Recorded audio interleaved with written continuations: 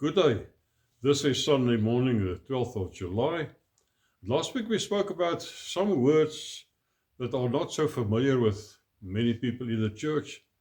For example, righteousness and justification. Today I want to talk about sanctification and the fear of the Lord. Last week's topic was words that the Holy Spirit does in the life of a child of God. Today, sanctification is something, it's a process, it's something that we need to participate in with the Holy Spirit. We read from Hebrews 12 verse 14. Pursue peace with all people and holiness, or sanctification, it's the same word, without which no one will see the Lord. So this is very important. One of the most important things in the life of a child of God. Sanctification, as I said, is a process. And it's similar to justification, which denotes not only the act of God's free grace in justifying sinners, but also the result that justification upon the sinner is making him just and equipping him to recognize the rights of God in his life. As I said last Sunday, we dealt with righteousness, which fulfills the claims of the rights of God in the life of a believer, and justification, that is to be declared righteous by the righteous one, God himself. Sanctification refers not only to the activity of the Holy Spirit in setting man apart unto salvation and transferring him into the ranks of the redeemed, but also to enabling him to be holy, even as God is holy. Sanctification, agiasos in the Greek, means separation unto God, or the behavior befitting those who are so separated. And the equivalent word in the Hebrew, kodesh, means consecrated, dedicated, hallowed, holiness, holy, sanctuary. The believer becomes the sanctuary of the Holy Spirit. The Bible says so. And let's just, in the Old Testament, Exodus 15, verse 11, says, Who is like you, O Lord, among the gods? Who is like you, glorious in holiness, fearful in praises, doing wonders? And we see in 2 Thessalonians 2 verse 13, the last part of the script of the verse, because God from the beginning chose you for salvation through sanctification by the Spirit and belief in the truth. Sanctification by the Spirit. 1 Peter 1 verse 1, the Apostle Peter says, introduces himself, and he says, Peter, an apostle of Jesus Christ, to the pilgrims. Who are the pilgrims? Those who were driven by persecution to seek refuge in those heathen provinces, as he mentioned here in the next few words, Pontus, Galatia, Cappadocia, Asia, and Bithynia. And in verse 2 he says, elect, he calls them the elect, according to the foreknowledge of God the Father, in sanctification of the Spirit, against the same words, of sanctification of the Spirit, for obedience and sprinkling of the blood of Jesus Christ. In sanctification by the Spirit of the Spirit means that which is produced by the Holy Spirit. And Matthew 5 verse 48, it says, Therefore you shall be perfect as your Father in heaven is perfect. And this whole chapter refers to love, and sanctification is of course also wrought in love. You shall be filled with the Spirit of God, whose name is mercy and whose nature is love. The nature of God is love. It's one of the attributes of a holy God. In John 13 verse 5 says, By this all will know that you are my disciples, if you have love for one another. Sanctification brings this love of God in the hearts of the believers. And Galatians 5 verse 15, But if we bite and devour one another, beware lest you be consumed by one another. We must love one another, and this must be the reflection of our lives in the outside world.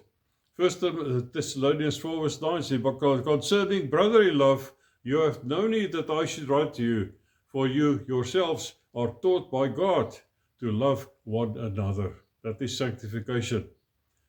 Romans 13 verse 10, Love does no harm to a neighbor, therefore love is the fulfillment of the law. That's what Jesus said to the attorney who asked him.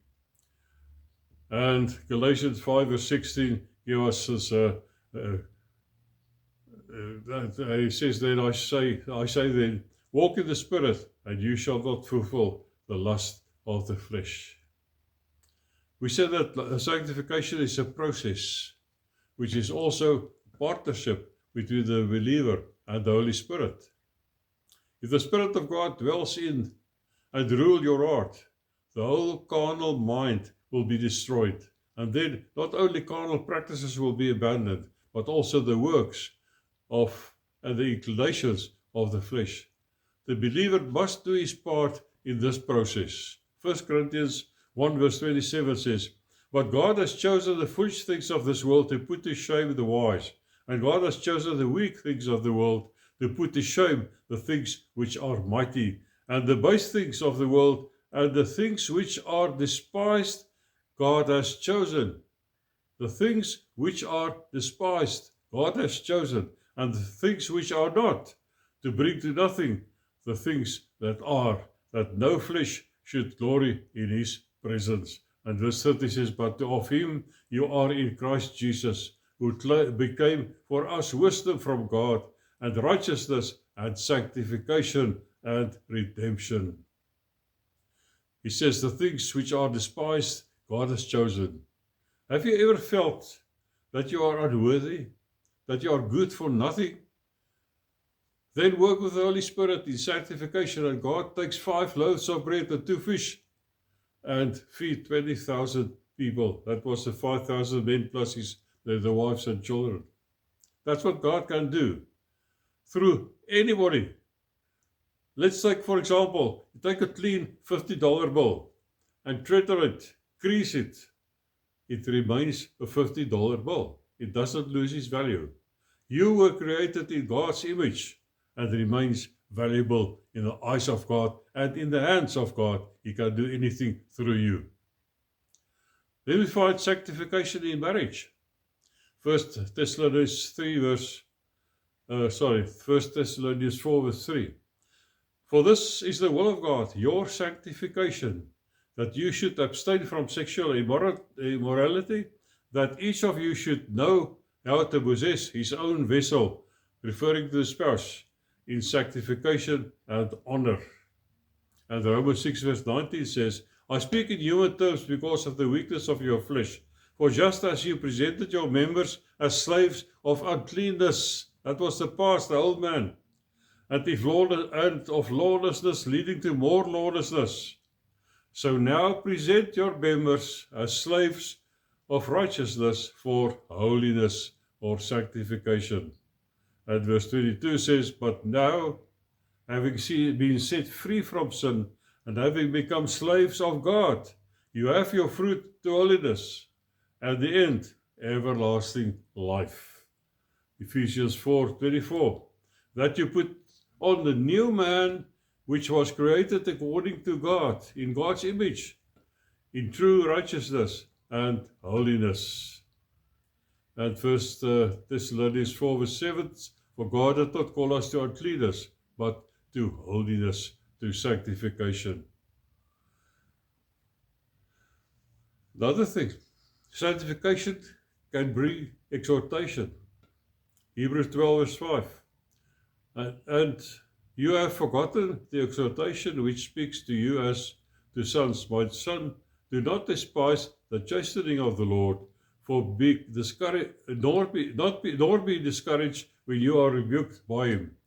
For whom the Lord loves, he chastens. And verse 9 says, furthermore, we have had human fathers who corrected us. Chastened is the same word. Corrected us. And we pay them respect. Shall we not much more readily be in subjection to the Father of spirits and live? For they indeed for a few days chastened us as seemed best to them. But he, God, for our profit, that we may be partakers of his holiness. Chastened, corrected, means education. It doesn't mean a whip. Take a whip and you know what. It means to educate, to train, to correct, to instruct, to discipline. Sometimes it's hard. Look at the life of Jacob, the trials that he suffered. But when he entered the promised land, he entered limping. The goal of God in your life is not prosperity, it's not health, it's not wealth, most certainly not your best life now. God's goal, if you belong to Him as His child, is to make you holy, to conform you to the image of Christ. He will do anything that is necessary to make you conform to the image of His Son. 2 Corinthians 7 verse 1. Therefore, having these promises, beloved, let us cleanse ourselves from all filthiness of the flesh and spirit, perfecting holiness in the fear of God. In other words, holiness and the fear of God goes together, goes hand in hand. This brings us to the next one, the fear of the Lord. What does it mean? It means to get the whole mind of Christ brought into your soul. This is not a slavish fear of the wrath of God and of damnation for sin committed against Him. Romans 8 verse 15. For you did not receive the spirit of bondage again to fear, but you received the spirit of adoption, by whom we cry out, Abba, Father. 1 John 4 verse 18 says, there is no fear in love, but with perfect love casts out fear, because fear involves torment. But he who fears has not been made perfect in love. So, what is the fear of the Lord? But in a godly fear, which has the Lord for its author, and is not of man's self, but of the grace of God, and is encouraged and increased by the discoveries of His grace and His goodliness, whose name is holy and reverent, and is to be feared by all believers, and it shows itself in a hatred of sin and in the departure from it, and a carefulness not to offend the Lord. You do not want sin because you do not want to offend the Lord, because you love Him and He loves you. The beautiful verse in 2 Chronicles 19 verse 7. Now therefore, let the fear of the Lord be upon you. Take care and do it, for there is no iniquity with the Lord your God, no partiality, nor taking of bribes. Wow. Another few verses on the fear of the Lord. Proverbs 9 verse 10. The fear of the Lord is a beginning of wisdom, and the knowledge of the Holy One is understanding. Proverbs 1 verse 7. The fear of the Lord is a beginning of knowledge, but fools despise wisdom and instruction. Proverbs 8 verse 30. The fear of the Lord is to hate evil, pride and arrogance, and the evil way, and the perverse mouth I hate. Proverbs 10 verse 27. The fear of the Lord prolongs days, but the years of the wicked will be shortened. Proverbs 19 verse 23. The fear of the Lord leads to life, and he who has it will abide in satisfaction. He will not be visited with evil. Isaiah prophesies in Isaiah 11 verse 2, the Spirit of the Lord shall rest upon him, referring to the Lamb of God, Messiah, the Spirit of wisdom and understanding, the Spirit of counsel and might, the Spirit of knowledge and of the fear of the Lord. His delight is in the fear of the Lord, and he shall not judge by the sight of his eyes, nor decide by the hearing of his ears. And Isaiah 33 verse 6, wisdom and knowledge will be the stability of your times and the strength of salvation. The fear of the Lord is his treasure. Wonderful. And I close with Acts 9 verse 31. Then the churches throughout all Judea, Galilee and Samaria had peace and were edified, and walking in the fear of the Lord and in the comfort of the Holy Spirit, they were multiplied. What a recipe for the church of today. Walk in the fear of the Lord and in the comfort of the Holy Spirit, and then we will be multiplied. May God bless you. Amen.